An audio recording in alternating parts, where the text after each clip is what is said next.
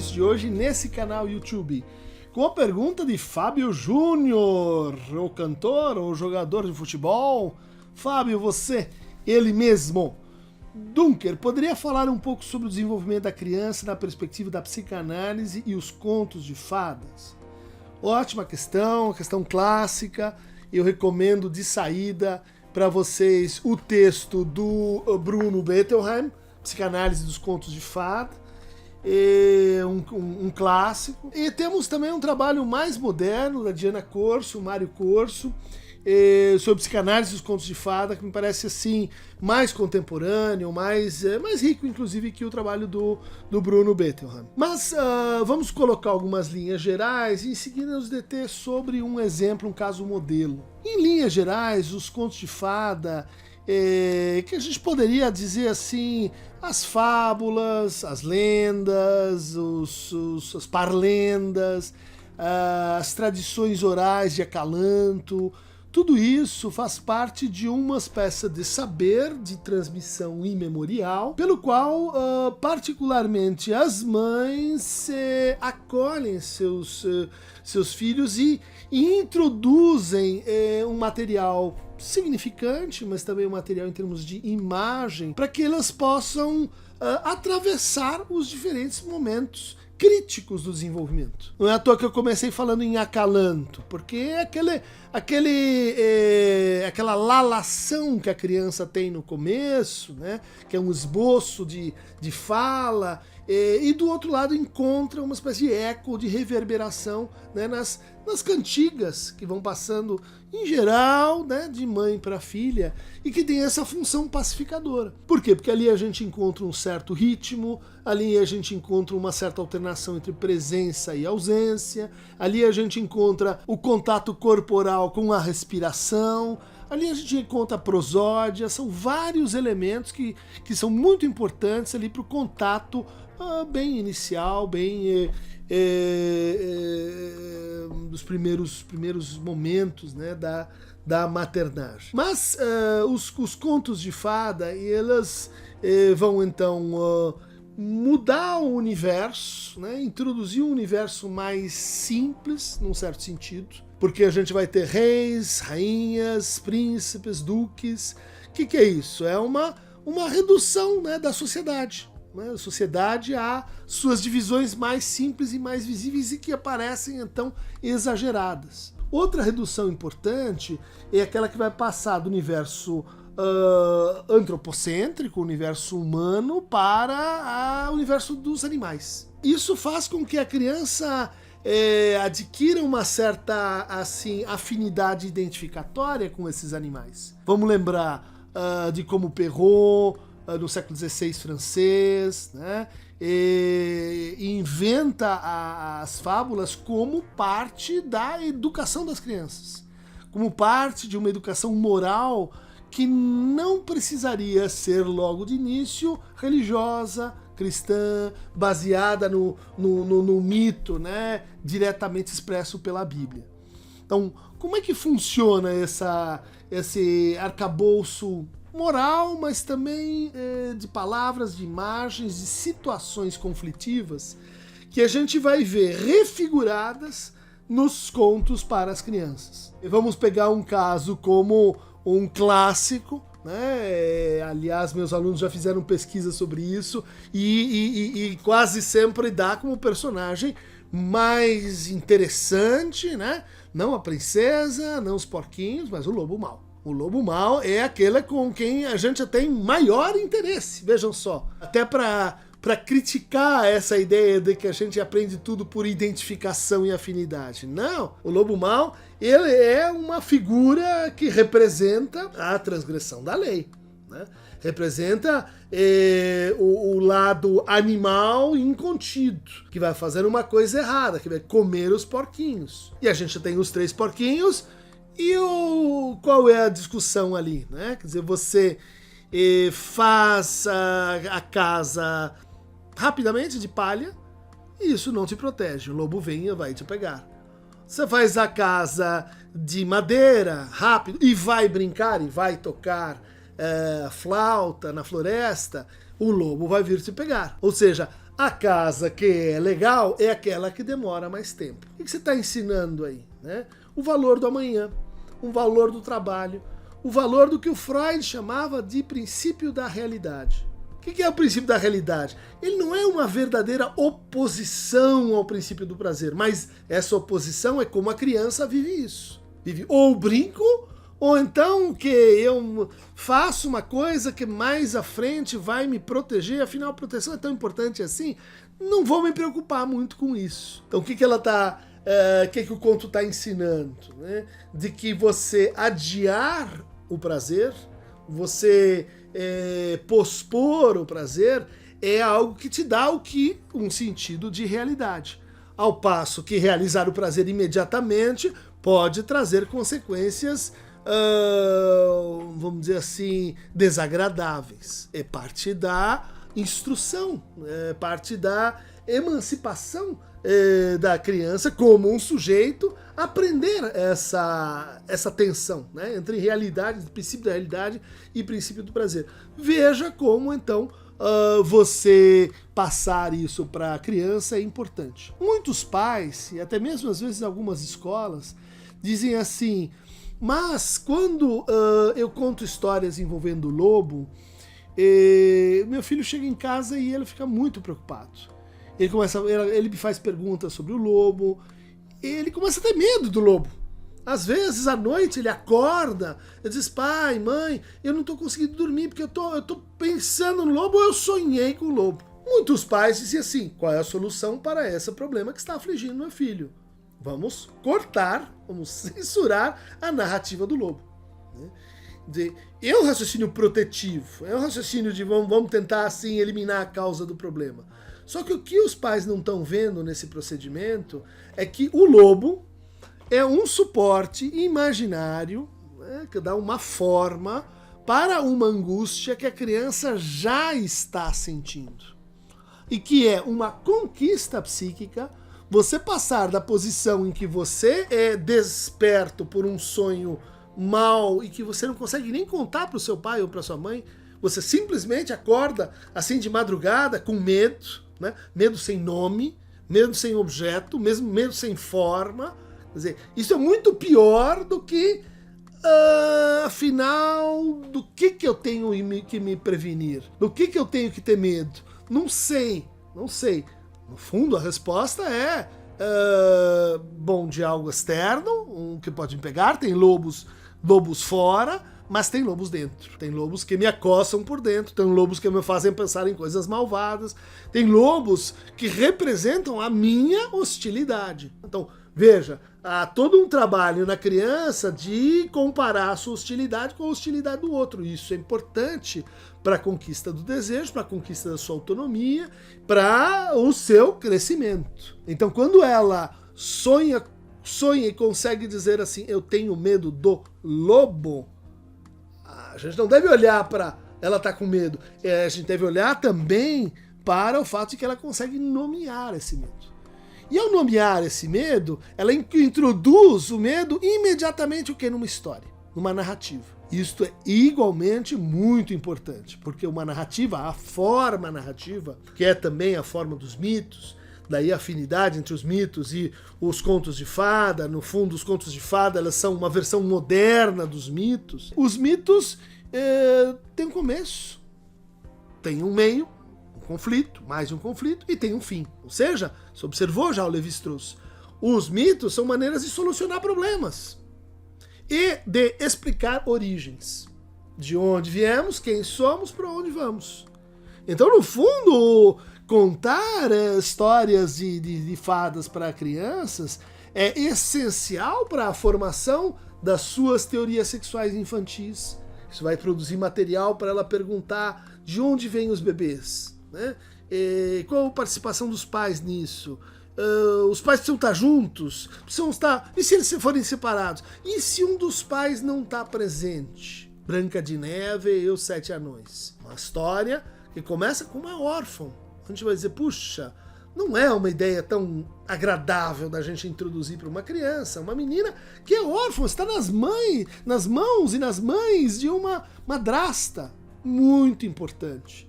Muito importante porque, num dado momento, e é aquele momento em que esta forma mítica ela é assimilável pela criança, começam a vir indagações não só sobre a sexualidade, mas sobre a finitude. Será que meu pai poderia morrer? Será que minha mãe poderia morrer? Como é que eu me viraria com isso? O que é a morte? É terrível quando uma criança se encontra com esse tipo de questão, e às vezes ela se encontra realisticamente, isso acontece na vida, ela perde um avô, perde um pai, perde uma mãe, e não tem narrativa alguma que permita a ela dizer assim: o que acontece nessa situação? Como eu me viro nessa situação? Ela é lançada então no vazio. O vazio narrativo, ele é uma porta de entrada, ele é uma condição de vulnerabilidade para o traumático. Então é um pouco o contrário do que pensa o senso comum. O traumático não são os temas, né? A morte, a sexualidade. É a apresentação desses temas fora da estrutura dialogal e narrativa. Daí a importância de que tenha um lobo, daí a importância de que, sim, é possível que às vezes o pai morre. Isso dá suporte para que fantasia, né? É muito importante para fantasias hostis, que são típicas e próprias do complexo de Édipo, tanto para a menina quanto para o menino. E o complexo de Édipo é um momento assim de separação entre dois desejos. Descoberta de que minha relação com o pai é uma, minha relação com a mãe é outra. Ah, mas e se tem dois pais? A minha relação com um pai é uma, minha relação com outro pai é outra. E duas mães? Minha relação com uma mãe é uma, minha relação com a outra mãe é outra. Ou seja, isso implica o quê? Conflito. Conflito no lugar do outro. No começo, muito importante que os pais estejam bem afinizados, que é uma hora na mamadeira, vamos fazer isso, combinamos isso e a gente vai. Vai crescendo, o que começa a acontecer? A criança vai desentranhando o que o Freud chamava de fantasia parental, ou imago parental, de que os dois são um bolo só, que eles são uma unidade, que eles pensam juntos, que eles são dois seres acoplados. Não, quando ela distingue os dois, ela se coloca uma pergunta nova, um conjunto de perguntas novas, que é: bom, esse aqui gosta mais de mim do que o outro? Esse aqui é mais bravo?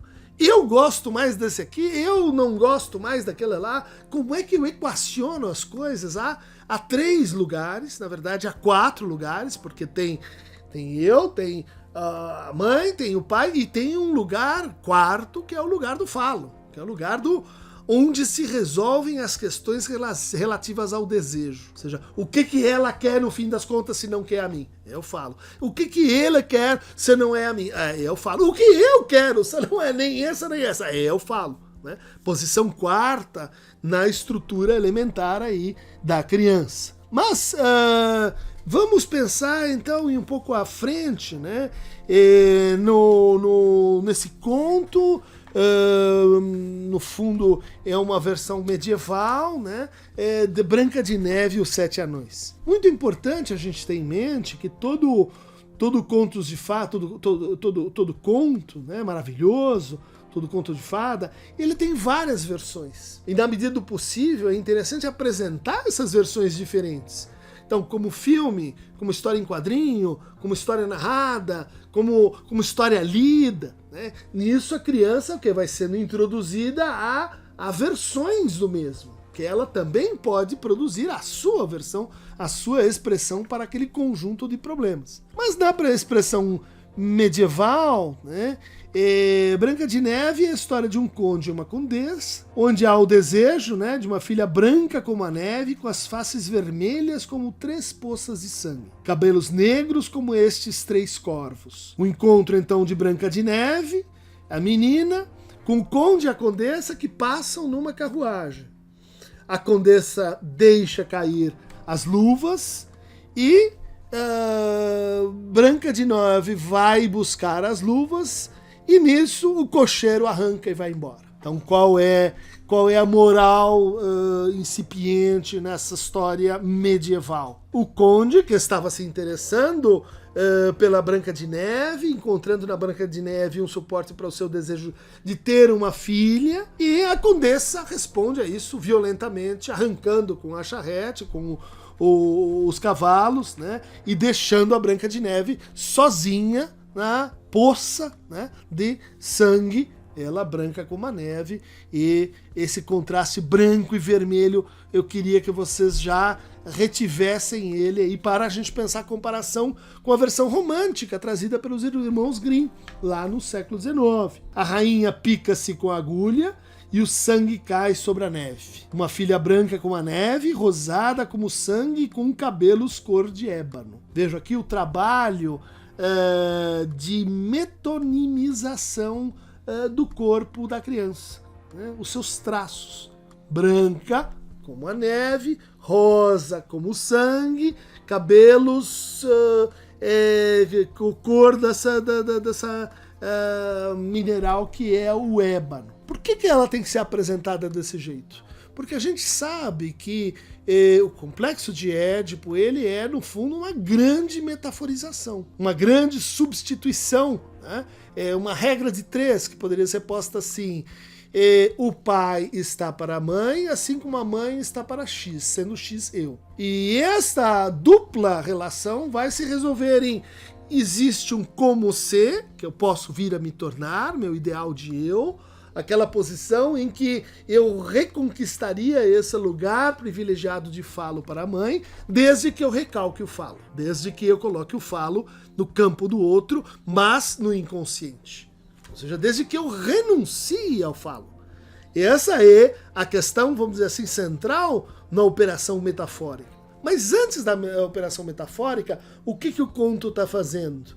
Ele está descrevendo o objeto como um conjunto de metonímias. Porque são essas metonímias que vão ser montadas de uma certa maneira para a grande resolução edipiana. A rainha morre no parto de Branca de Neve, versão dos Grimm.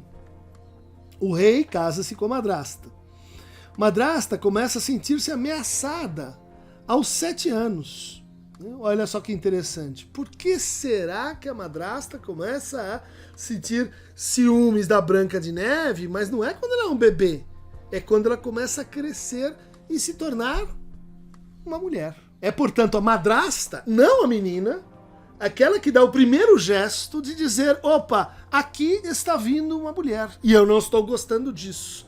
O ciúmes é a marca dessa descoberta. Essa descoberta, ela cria do lado da madrasta, mas também do lado da Branca de Neve, uma interrogação que a gente conhece com o nome de crise narcísica. Do lado da madrasta, qual é a crise narcísica? Na versão dos Grimm e depois na versão de Walt Disney. Espelho, espelho meu, existe uma mulher mais bela do que eu? Ela está às voltas, essa pergunta, né, essa resposta para o espelho, é já a exteriorização de uma crise. Se eu tenho que perguntar, é porque eu não sei. E se eu não sei, e faço a pergunta, é porque eu quero saber. Eu quero saber se tem outra mulher mais bela do que eu, você já está alienada nessa outra mulher. Você já está alienada nessa outra mulher, quer dizer, você está sentindo o peso dos anos. Você está sentindo que você está envelhecendo. Você está sentindo que você está perdendo os seus predicados, que fizeram com que esse rei casasse com você e você fosse então a madrasta dessa criança. E qual é o sinal que você está envelhecendo? Muitas crianças sofrem com isso, né? Muitas crianças sofrem com isso sem saber, e muitas famílias sofrem com isso sem saber. A criança cresce e ela se torna uma ameaça. Por quê? Porque ela vai casar com o rei? Não, mas porque ela vai começar a se tornar e a representar, né, aquele momento de vida, de juventude, de passado, em que este rei desejou aquela mulher. Aquela mulher que, bom, a madrasta sucedeu.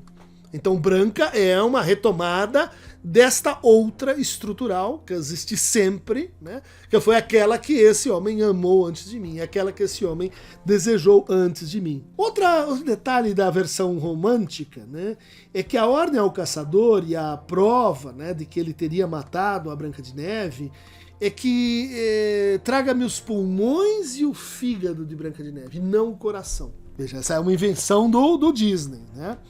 E na versão dos romântica, o que acontece? A madrasta come o pulmão e o fígado da Branca de Neve. Vamos dizer, que é isso? Isso é história para criança. Então, vejam, Nós estamos num momento que a distinção entre criança e adulto não estava formalizada. Vão ler o Philippe Arrier, História Social da Infância, né? Ele vai mostrar como a infância é uma invenção aí do século XIX em diante, junto e paralelo com a escola. Antes disso, a criança era um anão, era um pequeno adulto, um adulto miniaturizado. O que está em jogo, então, na antropofagia da versão dos irmãos Grimm?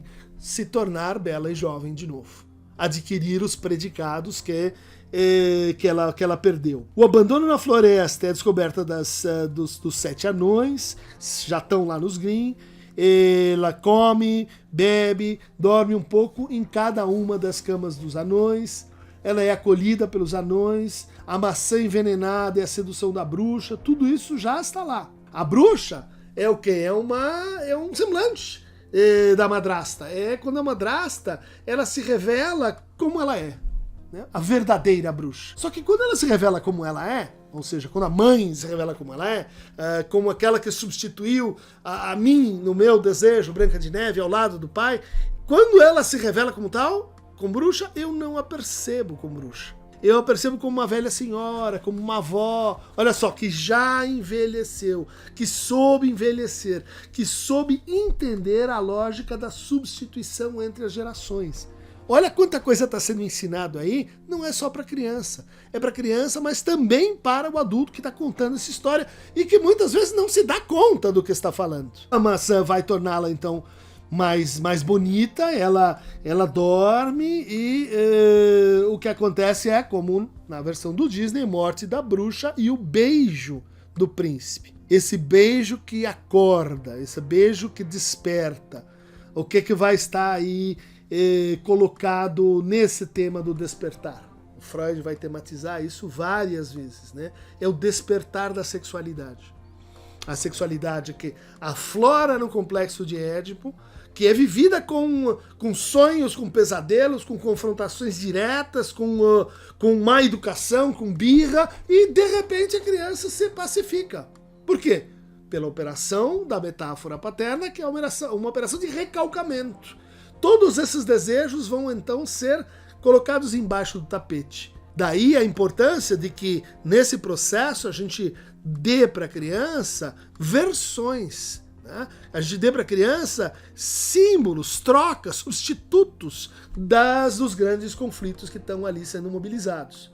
Bom, esses conflitos, eles vão ser o quê? Despertados mais adiante, quando aparece o príncipe que beija os lábios da Branca de Neve e a desperta para um outro mundo. Que outro mundo é esse? É o mundo da adolescência sexualizada, é o retorno da sexualidade, agora revivendo os grandes temas e os mesmos conflitos que já tinham sido postos ali na infância. Isso é muito importante. Não são outros conflitos, são outras narrativas. Muda a narrativa, mas não muda o conflito. Por isso, quantos filmes de Sessão da Tarde, quantos filmes Água com Açúcar são extremamente cativantes, porque eles são a versão B daquelas contos de fada que a gente gostava tanto. Bom, mas vamos à versão do Walt Disney, que é para o filme produzido em 1935 e 37, primeiro longa-metragem de animação, que faz convergir então a forma adulta do longa-metragem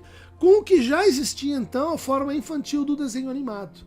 Veja só que interessante, né? Na história desse gênero, a gente tem ali uma confluência entre forma e conteúdo, juntando o adulto e o infantil. Além disso, com suas 8 músicas, ele procura acolher um público feminino emergente, ou seja, um público que vai se encantar. Em encantamento a gente tem o canto, a gente tem esse momento em Hollywood que vai 35, 37, nós estamos aí na aurora, né, do cinema falado. Investindo então todos os recursos da família Disney, que temeu pelo fim dos estúdios com isso, Branca de Neve e os 7 Anões conquista com Shirley Temple, né, o Oscar de 1937, né? Entregando, né, o Oscar a Shirley Temple, né, que além das estátuas originais, que a gente conhece até hoje, entregou para o Walt Disney 7 estátuas dos anões, revertendo e transformando o ritual dos adultos, mostrando que os contos de fada não são só para crianças, eles são para os adultos também, desde que a gente saiba se servir deles, né? Mas que são os perigos de Branca de Neve, então, quando ela recebe a comiseração do caçador? Quem é o caçador que diz assim, olha, minha função aqui era arrancar o seu coração, era arrancar o seu fígado, arrancar o seu pulmão, mas eu não faço, né? Quer dizer, a gente tem aí a entrada de uma função paterna muito importante para a menina, que é o reconhecimento de que agora você é uma mulher, mas ao mesmo tempo eu vou te deixar livre para o mundo. Você não é mais minha, né? Você é uma mulher para outro homem. Isso está posto de forma tão bonita aí nesse gesto do caçador. Só que quando ela sai das mãos do caçador, o que ela encontra? Os perigos da floresta. É o galho que é o jacaré, é a chuva, é a sua solidão, é o seu impasse de como é que eu vou viver isso assim sozinha. E olha que bonita representação, né? Com os meus fantasmas. Os meus fantasmas são criados com as sombras. Os meus fantasmas são criados pelos animais que no dia seguinte estão ao meu redor quando eu acordo. E tem lá o coelho tambor. Olha que interessante a gente tem aqui, né? Essas sombras, elas são os seus brinquedos de criança. Elas estavam lá na tua comunidade de fala, de identificação com os pequenos bichos. Por isso ela se comunica com os animais, mostrando pra gente que nossos conflitos adolescentes são revivescências de conflitos infantis. Quando eram conflitos infantis a gente tinha esse suporte, que são os animais, mas quando a gente cresce eles não estão mais lá. Por isso eles vão ser sucedidos por seres híbridos, né? Adultos ou crianças, que é justamente a figura do anão. Do que são feitos esses anões? São todos eles funções que a criança deve deixar para trás para crescer. Então, por exemplo, o zangado, a função da birra, né? Tem que ser superada, da zanga. O feliz é aquele que se entrega a qualquer um, sem ter uma justa medida do que é o outro, o estrangeiro, o perigo. O que é o atim? São as doenças infantis, a catapora, o sarampo, que a gente fica nas mãos do outro e que tem que superar. O mestre, o que é o mestre? É aquele que te leva para o trabalho, aquele que faz você, então, organiza os outros anões, estão dentro da mina, extraindo lá o que é as joias preciosas, que são o saber, são as descobertas que são mineradas pela criança e que estão, assim, na orientação de primeiro escola, depois vida no trabalho. E o talvez personagem mais interessante dos 7 anões, que é justamente o Dunga, né? Porque ele não fala, ele exprime dentro dessa cadeia do infantil esse momento do infant, aquele que não tem a fala, aquele que está privado da fala. Por isso ele é o último, ele é o menor, é o mais desengonçado, né? E que representa esse momento da formação, né, da Branca de Neve de criança para a mulher. A gente já tem aqui então várias oposições que são galgadas e atravessadas pela Branca de Neve, né? A primeira é assim, a sua confiança na madrasta e a sua condição de escrava, né, de trabalhadora dentro do castelo, sem que ela se dê conta disso, de que ela está assim submetida indevidamente à madrasta. Então, ela, para se dar conta dessa condição, ela tem que sair de casa. E ela é saída tanto porque expulsa, mas também porque o seu desejo vai levando ela mais à frente. Há, claro, uma dimensão altamente ideológica, que é de mostrar que esse trabalho de tornar-se mulher é isotópico de tomar conta da casa. Então ela deixa para trás os seus predicados infantis e passa a ser então a dona da casa, a que cuida dos 7 anões, aquela que vai ser a mãe dos filhos, aquela que vai ser a ordeira, aquela que conquista a natureza, enquanto o príncipe está, sabe-se lá onde. Bom, eu estou seguindo aqui as indicações do Bruno Bettelheim, né? Que diz o seguinte: para impedir que seu filho o matassem, quando Édipo nasceu Laio, mandou perfurar-lhe os calcanhares e atar-lhes os pés. Ordenou que um pastor o levasse e abandonasse no deserto para morrer. Ele está pegando esse extrato do mito das Labdácias, da tragédia de Sófocles, dizendo: olha aqui como é que tem o caçador aqui na história da Branca de Neve. Mas o pastor, como o caçador em Branca de Neve, teve pena da criança. Fingiu ter abandonado Édipo, mas o entregou aos cuidados de outro pastor. Este o levou ao seu rei, que o criou como filho. Quando rapaz, Édipo consultou o oráculo de Delfos e lhe foi dito que assassinaria o pai e desposaria a mãe. Pensando que o casal real o criara fosse seus pais, Édipo, para impedir tal horror, não voltou para casa e pôs-se a vagar. Numa encruzilhada matou Laio, em suas andanças chegou a Tebas, casou-se com Jocasta e assim por diante. Resumindo, a variedade de relações que ocasionam a morte nesses mitos, em vez de aceitar amorosamente o filho, Tântalo o sacrifica para seus próprios fins, o mesmo faz Laio em relação a Édipo, e os dois acabam pais destruídos. Ele vai ler então esse conto como um conto sobre a híbris dos pais, né? Dos pais que não conseguem, híbris, o ultrapassamento, né? A quebra de metro, dos pais que não conseguem admitir que seus filhos, no seu caso, a sua filha, cresça. É isso que acontece quando elas querem, em vez do caçador que deixa ela ir para seu próprio processo de emancipação, quer mantê-la para si e devorá-la, no caso da madrasta. Então, gente, temos aqui um exemplo, como é que funcionam os contos de fada. Esse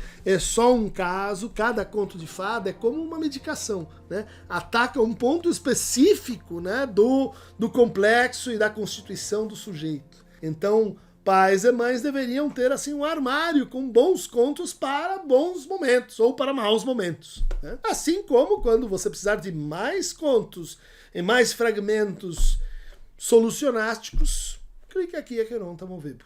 Por hoje é só.